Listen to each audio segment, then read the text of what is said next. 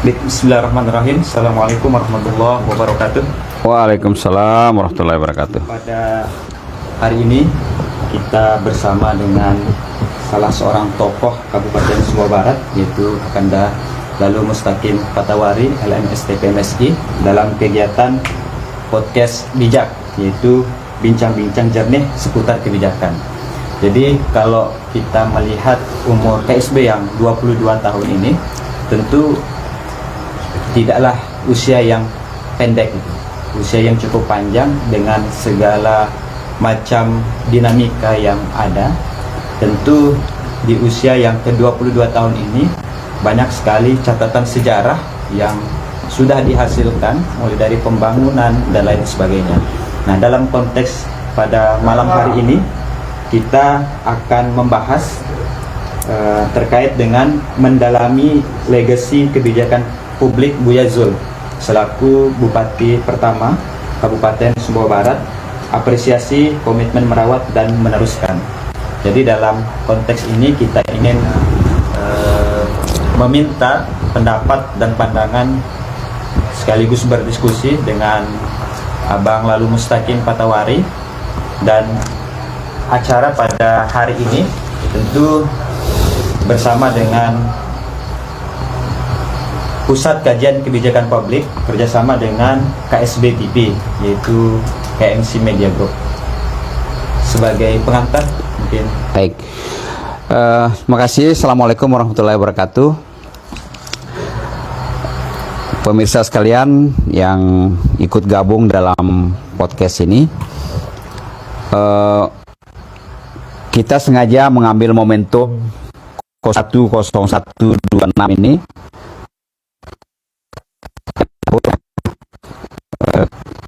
Kebetulan juga ini malam Jumat, ya, malam Jumat biasanya di KSB di hampir semua masjid, dan kita tahu di pusat kekuasaan ada yasinan, ya, malam Jumat. Nah, forum yasinan, saya kira Pusat Kajian Kebijakan Publik mencoba mentradisikan kegiatan yang lebih kepada pendekatan majelis ilmu, ya. Misalnya majelis zikir kita sudah punya. Nah, majelis ilmu ini majelis kajian.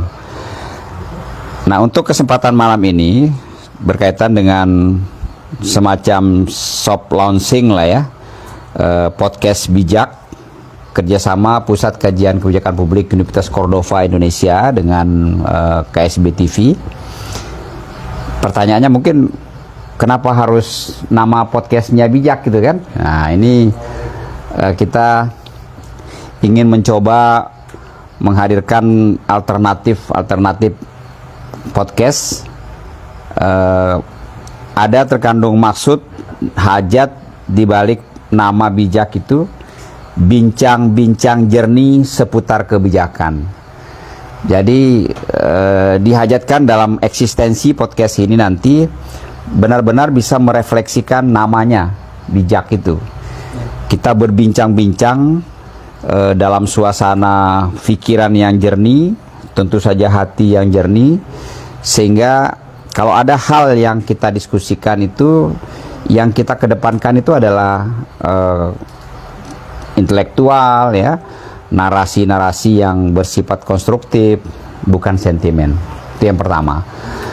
Nah, khusus untuk kegiatan pertama ini, kami dari Pusat Kajian Kebijakan Publik Universitas Cordova sebagai bagian dari lembaga pengelola yang di-SK-kan sama rektor, tentu memiliki misi besar untuk bagaimana merefleksikan kembali kebijakan-kebijakan publik yang pernah ada di masa Buya Zul menjadi kepala daerah, menjadi bupati. Ya, kita tahu Buya Zul mendapat amanah dari masyarakat melalui pilkada pertama waktu itu dan berlanjut selama 2 periode.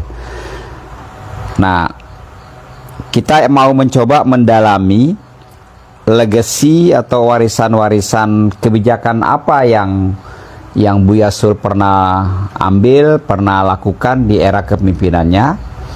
Kemudian kita mencoba memberi apresiasi ya, memberi apresiasi dan meneguhkan komitmen untuk merawat dan meneruskannya. Nah, ini tema yang kita ambil untuk kegiatan perdana ini, sekaligus ya nuansa ulang tahun KSB ke-22 kan masih terasa ya, baru kita selenggarakan, baru kita laksanakan.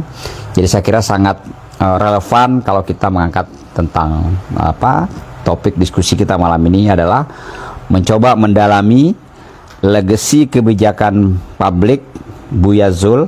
Nah, sengaja kita memilih diksi atau pilihan Buya Zul ya, karena Buya Zul ini yang kita mau kupas apa saja legasi beliau. Secara kebetulan di samping bupati, beliau adalah rektor Universitas Cordova. Nah, saya kira itu pengantar diskusi kita, Mas Indra. Terima kasih Bang. Sebagai pengantarnya, bahwa sebagai sosok tokoh gitu ya, yang juga turut andil dalam proses KSB hari ini, di awal masa kepemimpinan Buya Zul juga tentu kita tahu bersama bahwa Abang juga merupakan bagian dari wakil rakyat saat itu. Jadi kalau kita berbicara terkait dengan legacy, kira-kira karena kebetulan ya waktu Buya Zul menjadi bupati, saya pribadi masih ya SMP gitu, masih belum terlalu memahami tentang itu. Nah, sehingga sangat menarik ketika kemudian kami sebagai generasi muda juga perlu mengetahui gitu legasi-legasi apa yang kemudian ditinggalkan oleh Buya Zul pada masa kepemimpinan beliau. Nah, kita akhirnya menemukan lagi satu poin ya, kenapa kegiatan-kegiatan seperti ini menjadi menarik, menjadi urgent kita selenggarakan. Karena jangan sampai ada keterputusan sejarah antara perintis perjuangan KSB, mereka-mereka yang pernah meletakkan fondasi bagi daerah ini. Jangan sampai tidak ada jejak yang bisa dilihat secara utuh oleh generasi-generasi yang akan datang. Nah, misalnya kita bicara soal legacy ya, soal warisan. Yang sering gampang kita identifikasi kalau soal legacy itu kan sesuatu yang bersifat bangunan fisik. Nah, misal kayak sekarang bangunan fisik KTC itu nampak jelas, kita bisa lihat kasat mata, dan kemudian tertera jelas di nama gedungnya itu Graha Fitra gitu kan. Kan itu fisik bangunan ya yang bisa kita saksikan. Tentu saja di balik itu ada filosofi kenapa Graha Fitra itu dibangun segaris dengan di depannya itu ada dalam satu titik koordinat ada Masjid Agung Darussalam gitu kan. Dan kenapa dia itu ada filosofinya. Nah, sekali lagi yang sering nampak jelas kita mudah mengidentifikasi itu adalah yang bersifat fisik. Nah, padahal kita tahu bahwa legacy itu, warisan-warisan itu ada juga yang bersifat non fisik ya. Misalnya nilai-nilai, norma-norma, kebijakan-kebijakan yang di era Buya itu diterapkan dan menjadi roh dari setiap kebijakan publik di era itu.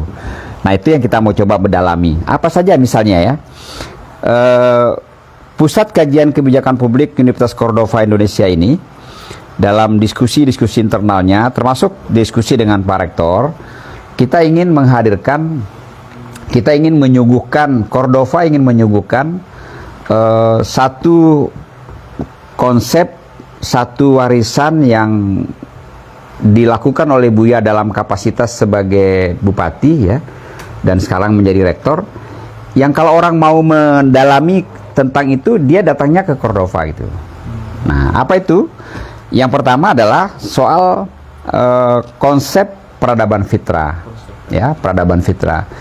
Kan kita dalam diskusi-diskusi soal peradaban, misalnya kalau Prof Din dalam satu kesempatan berkunjung ke Cordova, silaturahmi ke Cordova, beliau juga sempat agak tertegun gitu loh, baru dengar ya peradaban fitrah, karena dalam percakapan-percakapan ilmiah, dalam diskusi-diskusi ilmiah beliau misalnya di Jakarta, di luar negeri sebagai tokoh misalnya, yang sering muncul itu kan peradaban utama misalnya kan. Nah, peradaban fitrah itu baru dengar beliau. Nah, buat kita masyarakat KSB, peradaban fitrah itu kan sesuatu yang sudah sangat familiar gitu. Sering kita dengar, karena memang itu yang menjadi fondasi yang Buya saat menjadi bupati itu ingin melakukan itu untuk membangun KSB itu dalam konsep berbasis peradaban fitrah. Tetapi bahwa apa peradaban fitrah itu kan kita masih butuh pendalaman kan. Nah, sekali lagi misalnya kita hanya melihat ada geraha fitrah, tapi apakah geraha fitrah sebagai simbol dari nilai atau perjuangan peradaban fitrah itu bisa serta-merta dipahami oleh masyarakat umum? Saya kira itu butuh kerja keras kita semua gitu. Nah, karena itu kembali Cordova harus memiliki blueprint ya, harus memiliki cetak biru apa sih peradaban fitrah itu, baik konsep seperti apa gitu. Nah, kemudian dalam implementasi ketika dia menjadi roh dari kebijakan seperti apa gitu. Nah, ini yang rektor menugaskan kepada kami, dan kami mengambil inisiatif untuk mulai melakukan diskusi-diskusi ke arah itu. Nah, yang kedua adalah pembangunan berbasis RT. Kan itu legacy yang Buya wariskan kepada kita, kepada masyarakat Sumbawa Barat gitu. Nah, kenapa pembangunan berbasis RT ini kita anggap sebagai legacy Buya? Ya karena secara aturan, secara hukum ditetapkan di era kepemimpinan Buya. Itu dalam bentuk perda gitu kan. Nah, pertanyaan kita sekarang, apakah legacy ini berlanjut gitu loh? Ada nggak komitmen pemerintahan setelah Buya itu melakukan kajian, melakukan diseminasi, melakukan sosialisasi, dan mengimplementasikan konsep ini dalam tata kelola pemerintahan Sumbawa Barat? Nah, ini pertanyaan yang kita akan coba gali ya. Kita kan tidak boleh mengejas oh tidak, atau tidak juga boleh mengatakan oh dilaksanakan. Kan kita mesti by data kan, kita mesti punya data. Nah, misalnya soal peradaban fitrah itu sekali lagi itu pikiran orisinil Buya dalam rangka menghadirkan satu dialektika pemikiran untuk bagaimana membangun Kabupaten Sumbawa Barat itu berbasis peradaban fitrah. Begitu juga PBRT. Nah, yang lain-lain menjadi bagian-bagian yang sering kita dengar dulu. Buya di era kepemimpinan Buya itu menerapkan prinsip salam kan, ya, tebar salam, assalamualaikum warahmatullahi wabarakatuh. Di era Buya juga dulu menerapkan konsep 9 aman kalau waktu itu ya. Ada rasa aman, nyaman, senang dalam masyarakat ini. Itu juga semua nilai-nilai itu digali dari nilai-nilai ajaran Islam yang menjadi agama kita di masyarakat Sumbawa Barat ini. Saya kira itu yang menjadi poinnya ya. Kita lagi-lagi saya ingin mengatakan mungkin malam ini kita belum bisa terlalu menukik ke dalam, meskipun kita mengambil tema mendalami gitu ya, tapi paling tidak kita membuka diskusi kita ke arah itu.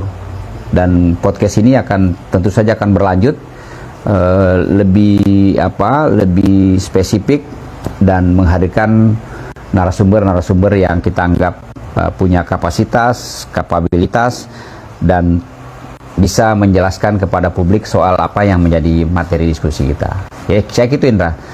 Jadi sebelum kita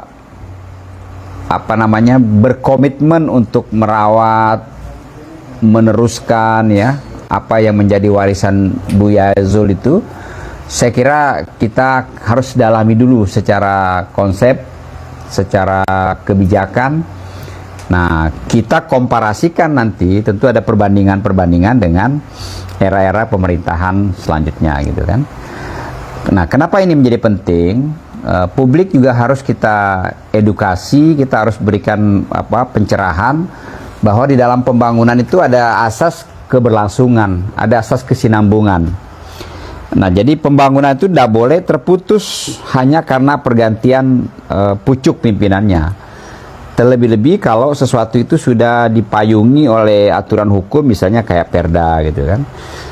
Nah, karena itu nanti kalau ada orang, individu, kelompok masyarakat, kelompok intelektual yang ingin misalnya studi banding ke Sumbawa Barat, ke Cordova, ingin mendalami apa sih peradaban fitrah itu, nah apa sih pembangunan berbasis RT itu, nah kita Pusat Kajian Kebijakan Publik itu nanti akan bisa menjadi ujung tombak untuk menjelaskan itu. Nah, sekali lagi misalnya soal pembangunan berbasis RT, kita tahu bahwa materi ini menjadi materi disertasi Buya Zul ketika menyelesaikan studi S3-nya di Unmar Malang kan. Dan dengan konsep pembangunan berbasis RT juga beliau waktu itu berkesempatan mendapat undangan khusus untuk berkunjung ke Jerman dari GTZ Jerman. Nah, saya kira ini kita akan coba telusuri kembali dan tidak menutup kemungkinan kita perbaharui lagi relasi-relasi kita dengan GTZ Jerman, sehingga pembangunan berbasis RT itu sebagai satu model pembangunan di Sumbawa Barat yang pernah diterapkan di era Buya itu bisa kita hidupkan kembali. Nah, tentu menjadi sandingan ya, tidak menjadi karena konsep kita sekarang ini kan kita tidak sedang berkompetisi dengan siapapun.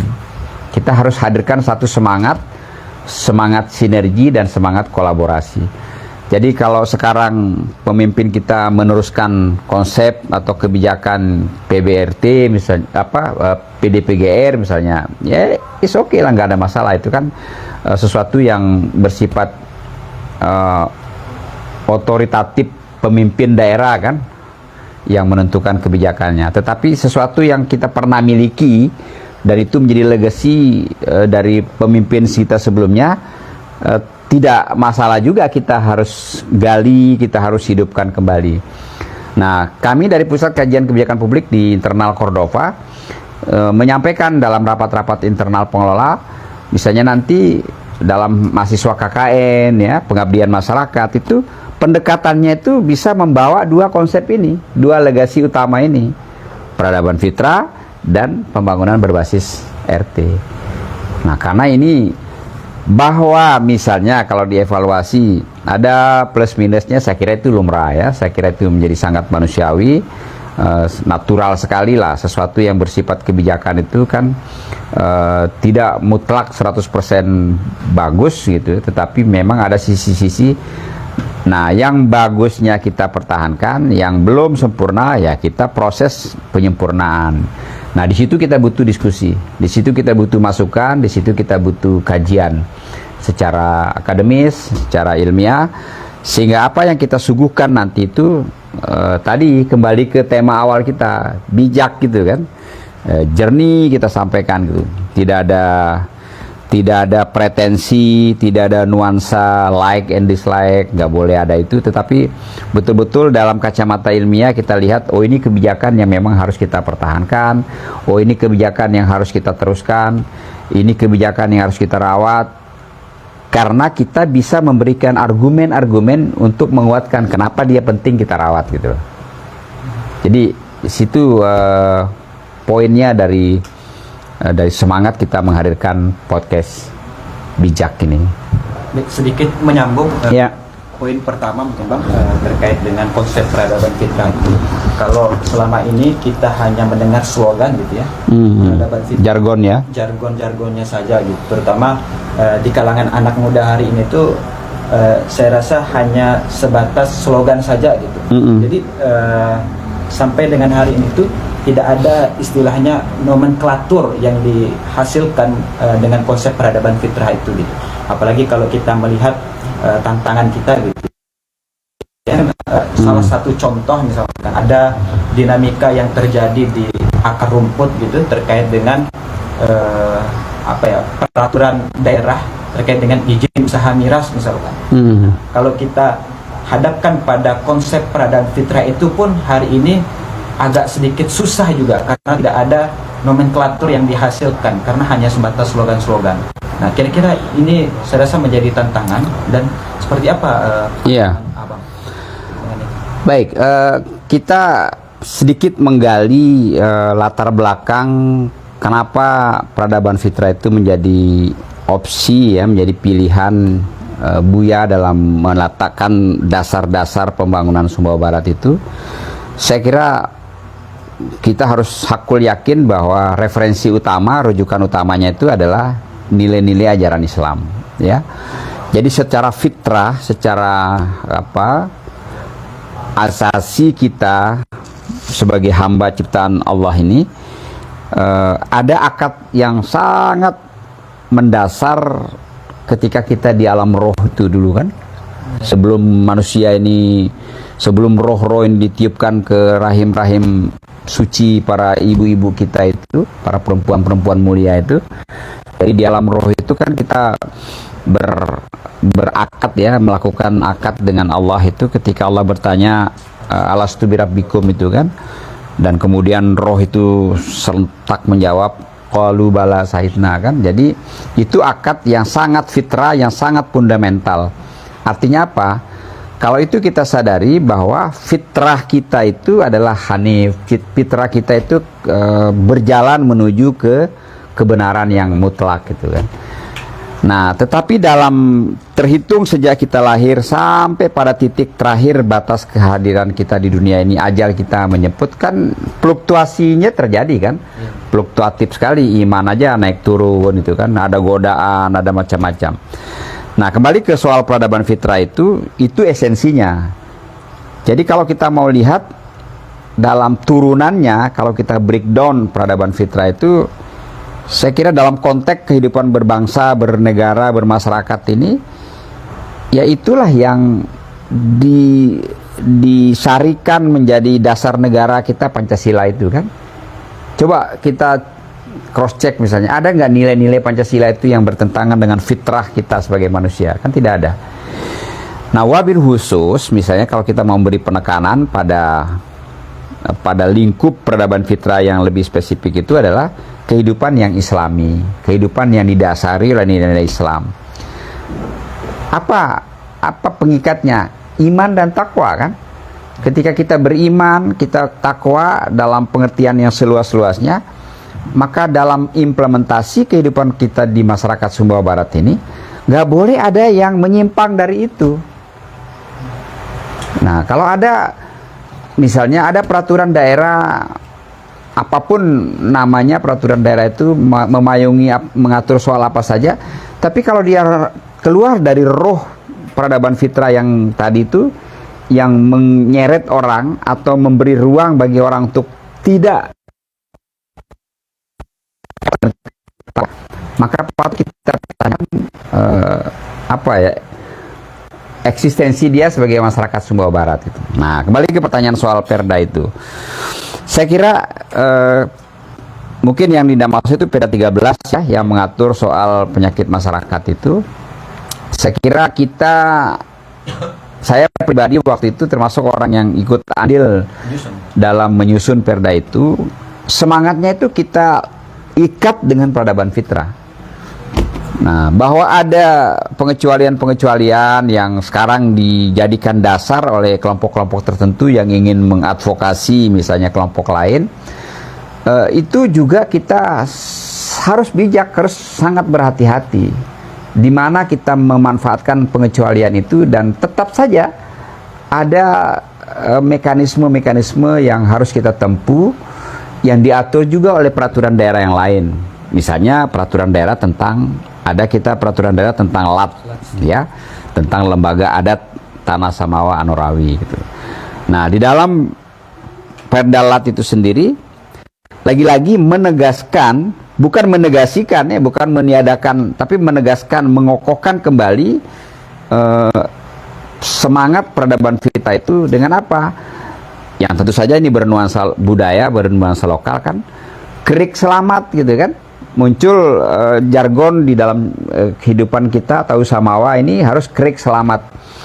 Dan diperkuat lagi dengan visinya LAT itu adalah misalnya bagaimana kita menumbuh kembangkan semangat giroh untuk takit ku nenek.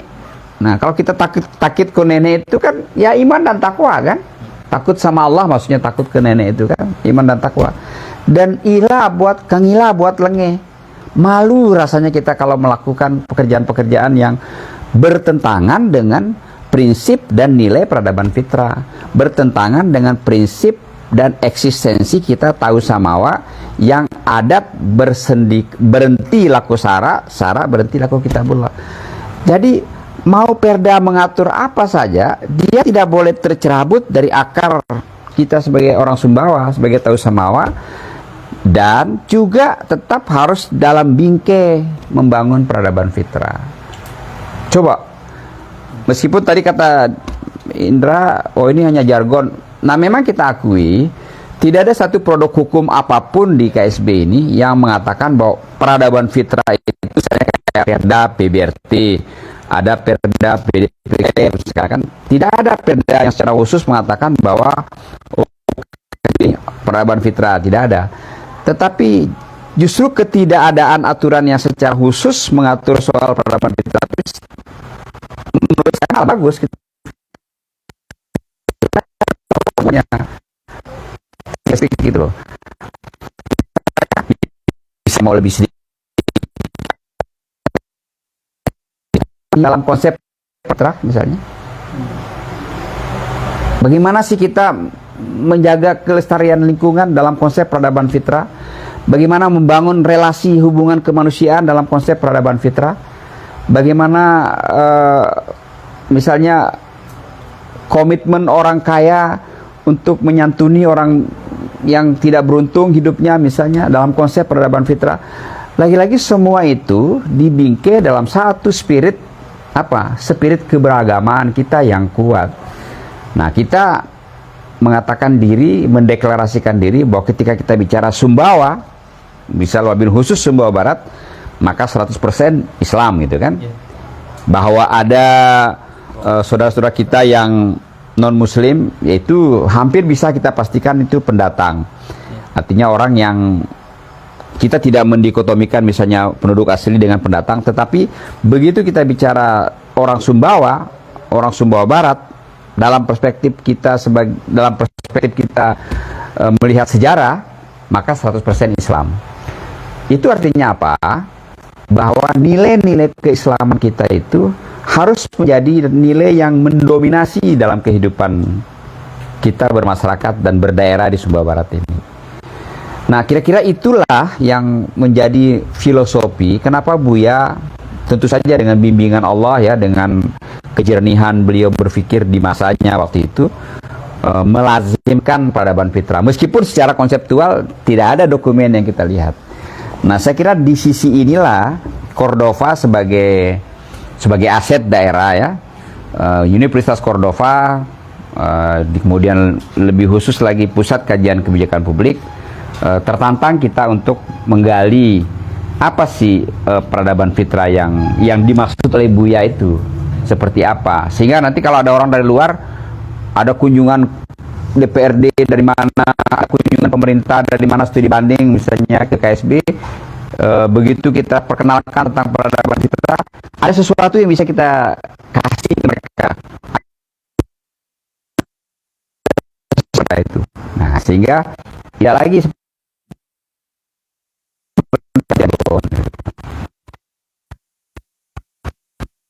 apa ya, Graha Fitra gitu ya. Misalnya kayak gitulah. Ketika kita menyematkan satu nama Graha Fitra, kata fitrahnya situ kan dia menjadi pengingat, menjadi pembeda. Maka kira-kira kita begini mengatakan begini, nggak mungkin ada orang korupsi di Graha Fitra, karena fitrahnya manusia itu ya tadi sudah berjanji sebelum lahir ke dunia ini kita akan taat loh. Nah, terus kalau dia tidak taat padahal dia sudah berjanji, apa namanya? Kan dia ingkar dengan perjanjian. Lah kalau perjanjiannya dengan Tuhannya, Sang Penciptanya yang memberi dia roh, yang memberi dia kehidupan, dia ingkari, apatah lagi perjanjiannya dengan masyarakat. Nah, ini yang kita mau gugah. Dengan kata lain, atau pada satu titik kita ingin mengatakan, kalau sekarang mungkin kita, ya hampir kita mengatakan latah-latah saja orang bilang, peradaban fitrah, peradaban fitrah. Tapi pada suatu saat, kita berharap setiap orang yang melafazkan peradaban fitrah itu, sadar betul dia, bahwa ini adalah nilai besar, ini adalah konsep yang utama, yang mulia, sehingga begitu kita katakan kita ini adalah masyarakat peradaban fitrah, masyarakat yang berada dalam satu semangat peradaban fitrah, maka menjadi sangat relevan KSB itu zero konflik misalnya kan. Oh, menjadi sangat relevan kalau KSB itu narkobanya nol misalnya. Oh, menjadi sangat relevan KSB itu tidak ada orang minuman keras di kampung-kampung, di lase-lase, di tebongan-tebongan gitu. Karena peradaban fitrah itu tidak begitu. Oh, kalau orang KSB memahami betul peradaban fitrah itu tidak ada prostitusi. Jangan kita tutup mata dengan realitas-realitas sosial seperti itu. Ada. Nah, ada itu kenapa? Karena ada yang memberi ruang, atau karena kita tidak terlalu memahami, belum terlalu memahami tentang apa sih esensi peradaban fitrah itu. Itu loh. Jadi kembali tadi soal sangat luas ini, sangat luas. Ya tidak lain dan tidak bukan ya Islam itu sendiri kan. Tinggal bagaimana kita. Nah, begitu kita sudah paham liku-liku poin-poin pentingnya, maka sampai kita pada satu kesadaran bahwa oh ini harus kita internalisasi, harus kita ajarkan, harus kita tularkan, harus kita wariskan gitu loh, kepada generasi-generasi setelah kita. Baru nanti akan berpikir, oh kalau begitu perlu diajarkan, oh perlu ada muatan lokal di kurikulum kita yang secara, kalau di Cordoba kan sekarang sudah ada mata kuliah khusus tentang civilization gitu kan, tentang peradaban gitu kan. Nah itu kan diimplementasikan, tetapi kan baru di lingkungan kampus. Karena Buya sebagai pencetus gagasan itu selepas jadi bupati kan kembali berkhidmat di kampus. Jadi saya kira ini kita dukung ke arah situ gitu. Ada yang menarik Bang terkait dengan bahwa Undofa itu adalah aset daerah gitu ya, karena kita tahu sendiri kebetulan Dina juga alumni Universitas Cordova gitu. Oh iya. Mantan Universitas Cordova. Jadi kalau kita bicara catatan sejarah pembangunan misalkan di kompleks KTC itu kan banyak filosofi bagaimana Geraha Fitrah menghadap kiblat, menghadap masjid gitu. Bahkan di tengahnya itu ada yang dinamakan tubuh syukur itu, yang di atasnya bola emas itu, yang dimaksudkan oleh Buya Zul, seingat Dina itu bahwa bagaimana emas yang ada di perut bumi KSB itu dipindahkan ke otak-otak manusia. Yeah. Kalau kita melihat hari ini tentu ya IPM Kabupaten Sumba Barat itu salah satu IPM yang tertinggi di NTB gitu. Iya, untuk kabupaten. Ya, semangat itu masihkah relevansi dengan hari ini Bang? Ya, saya kira masih sangat relevan ya, dan justru karena relevan itu kita tidak boleh berhenti menyuarakan ya. Disitulah menurut saya kenapa kita meskipun spontan kita cari tema diskusi kita malam ini untuk membingkai soft launching podcast bijak ini, mendalami betul apa yang menjadi legasi Buya itu kan, baik dalam ucapan, pikiran, tindakan, itu kita dalami betul. Bisa sekarang Buya dulu zaman jadi bupati itu kan paling sering di mana-mana pidato formal maupun informal ya, sebagai pemimpin daerah di forum-forum DPR itu selalu dengan gaya khasnya itu mengatakan kita harus pindahkan emas-emas dari perut bumi ini ke otak-otak anak-anak KSB. Saya kira gampang sekali kita membacanya gitu kan. Kita punya sumber daya, kita kaya dengan sumber daya yang Allah anugerahkan kepada kita berupa tambang, berupa mineral di perut bumi, yang itu kalau kita kelola dengan bijak ya, ada hak kita sebagai daerah penghasil, dan itu diatur oleh undang-undang lebih banyak dibandingkan daerah lain ya kan. Ada proporsional lah ya, proporsi daerah penghasil itu lebih banyak dibandingkan daerah lain. Nah, kenapa tidak gitu loh, dari sumber emas dari perut bumi ini kita pindahkan dia ke otak-otak anak KSB dalam bentuk apa? Dalam bentuk akses pendidikan, dalam bentuk beasiswa pendidikan, Nah, 10 tahun era Buya itu kita sudah tidak ada problem soal akses. Jadi tidak ada anak KSB yang tidak punya akses masuk ke pendidikan. Kenapa? Karena dulu dari TK sampai perguruan tinggi gratis kan. Nah, itu artinya akses itu sudah dibuka gitu. Tidak ada alasan lagi untuk tidak bersekolah. Nah, mestinya kalau kita evaluasi kembali sekarang ini, kita sudah tidak lagi bicara soal akses. Karena akses itu sudah ibarat ini pintu rumah ya. Akses itu pintu masuk, hampir semua pintu terbuka. Anda mau masuk lewat pintu mana saja itu namanya akses kan. Masuk, nggak ada jalan buntu. Nah, setelah kita sudah tuntas bicara soal akses, mestinya kita bicara soal kualitas.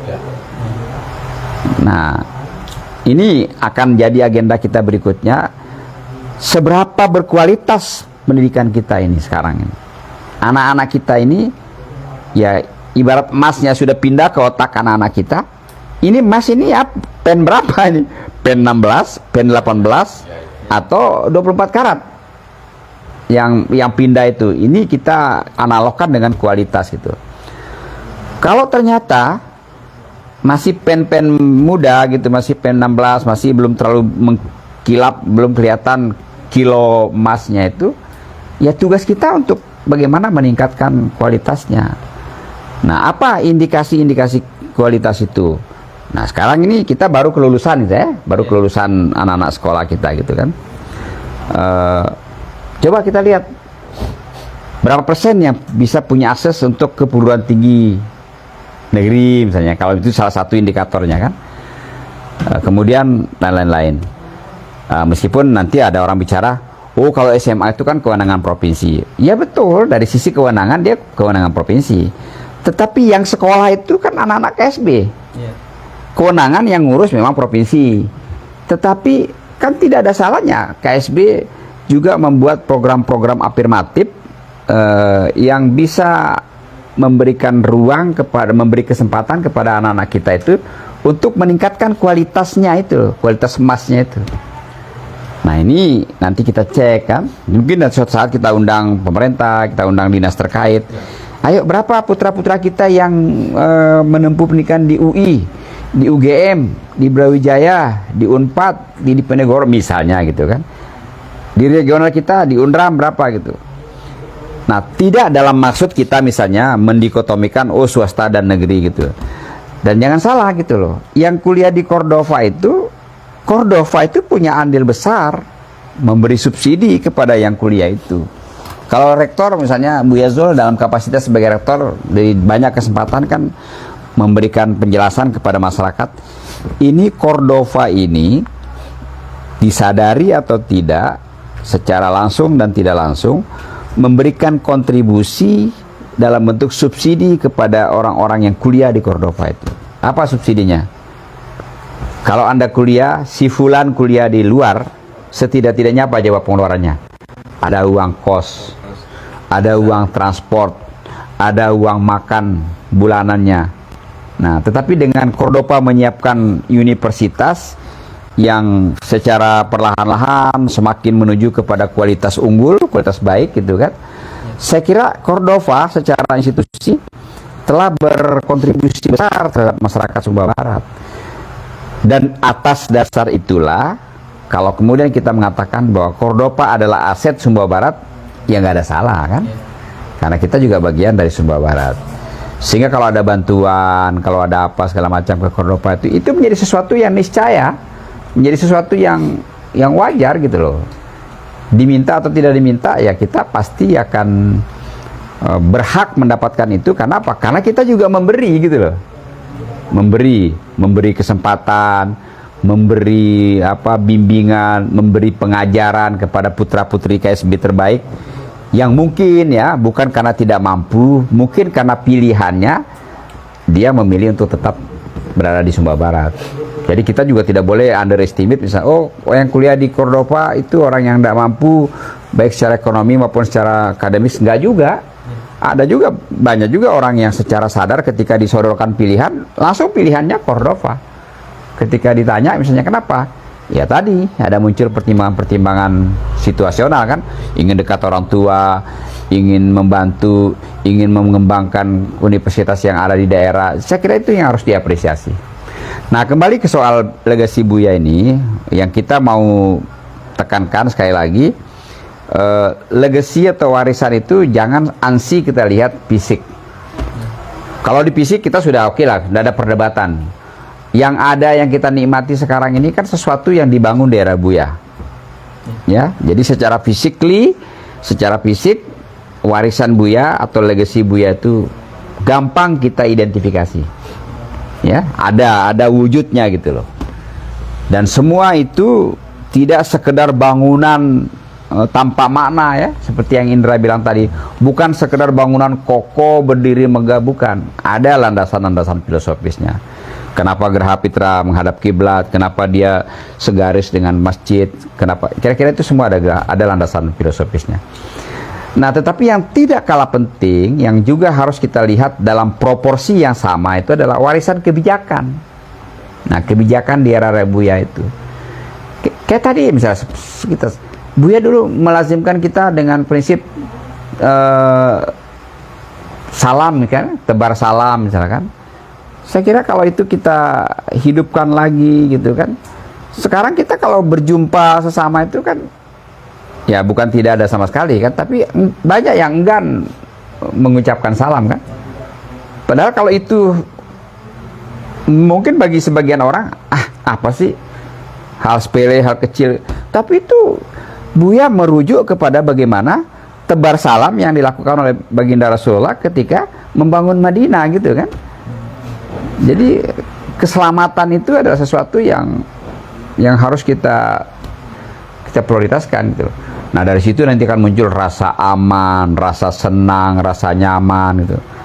Nah, kalau itu didalami betul sebagai legacy gitu kan, maka ndak boleh ada warga yang misalnya ngantri gas 3 kilo gitu kan. Kan ndak nyaman itu, nggak senang gitu.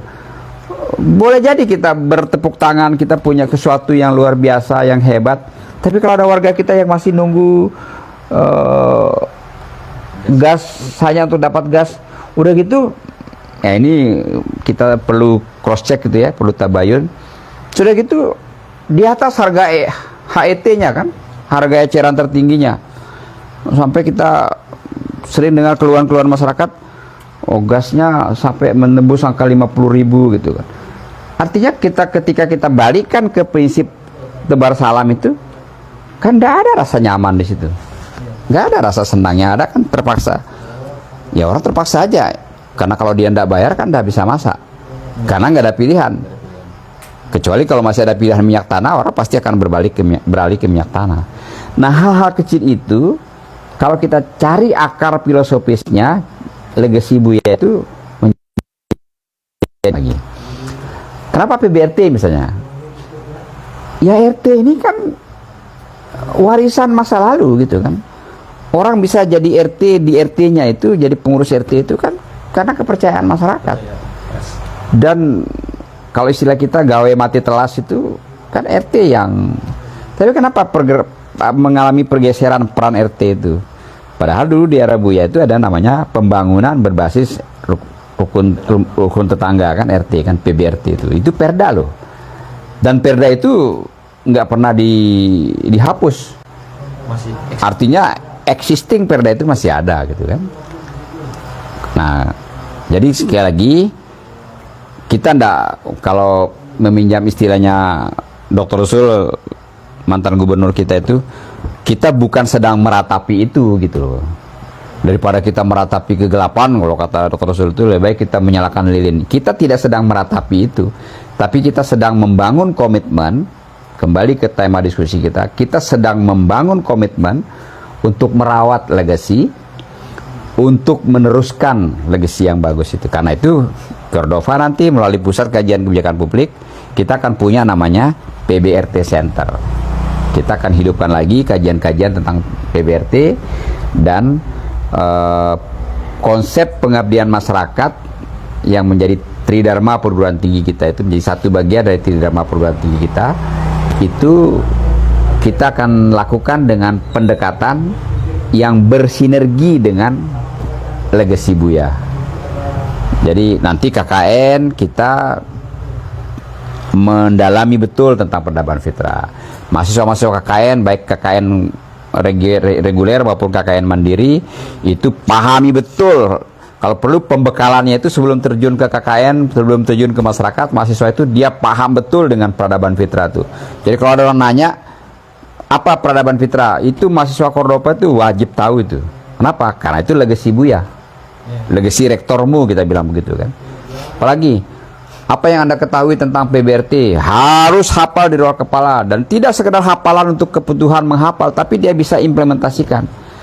Jadi begitu KKN, nanti KKN itu KKN berbasis RT. Karena itu kita akan hidupkan lagi. Saya kira ini menarik. Ya, pertama menarik buat kita, buat kami-kami di internal Cordova untuk kembali memberi apresiasi kepada Buya yang telah melahirkan sesuatu yang layak diwariskan kepada kita-kita ini. Dan oleh karenanya kita menjadi memiliki kewajiban moral, tanggung jawab moral. Jangan berhenti di kita legacy ini gitu loh. Jadi legacy yang baik ini setelah kita pahami, kita dalami, kemudian kita tumbuhkan komitmen untuk merawat dan meneruskannya, maka kewajiban kita untuk menyampaikan ke generasi mewarisi. Jadi ada pewarisan nilai. Nah, kayak Indra tadi bilang misalnya, oh dulu kamu masih SMP atau masih SD mungkin ya, zaman-zaman orang masih bicara peradaban fitrah itu, ya jelas nggak tahu apa itu kan. Ketika kamu sudah kuliah, kamu mau coba cari juga peradaban fitrah itu yang sering kamu dengar waktu kamu SMP itu, kan belum ketemu juga, nggak kamu temukan dokumen apapun kan. Nah karena itu kita dorong juga nanti ada satu forum khusus Buya itu, kita mohon kesediaannya untuk bercerita tuntas dari A sampai Z-nya tentang apa sih yang beliau maksud dengan peradaban fitrah itu. Dan kemudian tim di Cordova yang punya kemampuan menulis, jadikan dia buku. Nah, kira-kira begitu. Kan ini yang kita mau tradisikan di internal kita. Nah, adapun kegiatan-kegiatan kayak podcast ini kan cara kita berakselerasi kan, mempercepat sesuatu yang baik itu cepat sampai kepada publik. Karenanya kita menggandeng KSB TV ini, Pak lalu Indra Irawan ini ya, kita mengajak beliau untuk bekerja sama, karena tadi sudah tidak zamannya kita bangun cara pandang yang kompetitif. Kita mau ngalahkan siapa, kita mau nyingkirkan siapa, udah nggak begitu. Kita sekarang kolaborasi. Kalau masih bisa kita kerjasama, kita kolaborasikan, kenapa kita harus kerjakan sendiri kan? Nah pasti ada manfaat. Saya kira itu Indra. Ya, saya rasa menarik agenda diskusi seperti ini Bang, karena ini juga merupakan bagian dari ya tradisi-tradisi diskusi yang mesti kita gejolakkan hari ini di KSB, tentu dalam rangka kita belajar tentang sejarah gitu. Kalau kita bisa meminjam bahasanya Presiden Soekarno gitu ya, jas merah itu, itu saya rasa sangat penting, sehingga apa yang menjadi catatan awal misalkan dari mulai pembentukan KSB hingga hari ini itu selalu rekodnya itu ada dan itu bisa kita warisi. Nah sebagai akhir penutup kita diskusi pada malam hari ini, mungkin ada yang ingin disampaikan? Ya, kita hadir, kita ada ini karena kita berpikir ya.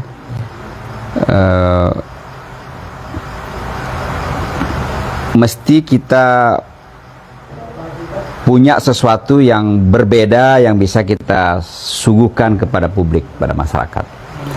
Kenapa tadi di awal saya mengatakan kita sudah lazim, sudah sering kita dengar ada majelis zikir, ada majelis sholawat, ada KSB bersolawat, ada KSB berzikir misalnya. Tetapi majelis fikir ini, itu juga kita harus sama kencangnya gitu loh. Jadi biarlah ada sebagian dari saudara-saudara kita mengambil peran di majelis sholawat, majelis zikir. Nah kita ambil ruang di majelis fikir. Asal kata mulai dari kita merujuk kepada label yang Allah berikan kepada kita orang berfikir itu kan ulil albab ya, orang-orang yang berfikir. Nah apa yang kita fikirkan itu ya tentang sesuatu yang realitas alam semesta ini kan. penciptaan langit dan bumi, pergantian siang dan malam, bergantinya rasa di kita, ada rasa senang, kadang-kadang ada rasa sedih. Hari ini kita sedih, besok kita senang. Kemudian semua itu harus bisa kita pikirkan. Nah, termasuk tadi dipergilirkan oleh Allah siapa yang diberi kesempatan oleh Allah menjadi pemimpin, ya, di eranya.